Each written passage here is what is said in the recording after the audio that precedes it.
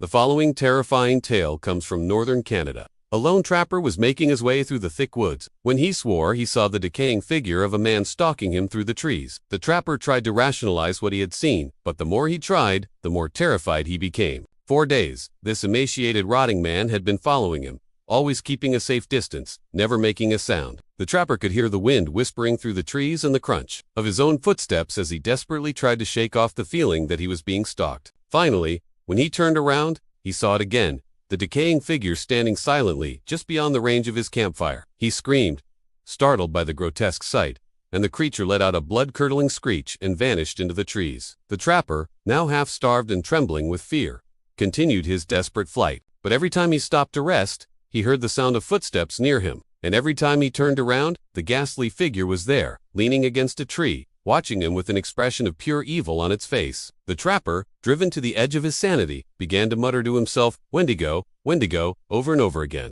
Then suddenly, as if emerging from a nightmare, the creature lunged at him. When the trapper was finally found, he was half-starved and babbling incoherently about the Wendigo. His rescuers later reported that his eyes were wide with terror and his whole body was shaking uncontrollably. Now, before you dismiss this story as the ravings of a madman, consider this. In the remote wilderness of northern Canada, where the sun sets early and shadows grow long, where the biting cold seeps into your bones and the snow crunches underfoot, there are some things you should never see.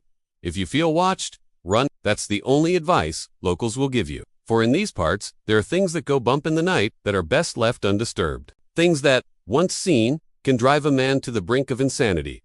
Things like the Wendigo is an evil spirit that possesses humans, turning them into cannibalistic monsters. Those who have seen it speak of a horrifying creature with the face of a skull, the eyes of a madman, and the body of a gaunt, decaying human. It is said that the Wendigo can only be stopped by driving a wooden stake through its heart. This terrifying tale serves as a warning to all who enter the unforgiving wilderness of northern Canada. If you hear the crunch of footsteps behind you and feel the icy breath of the Wendigo on your neck, then run.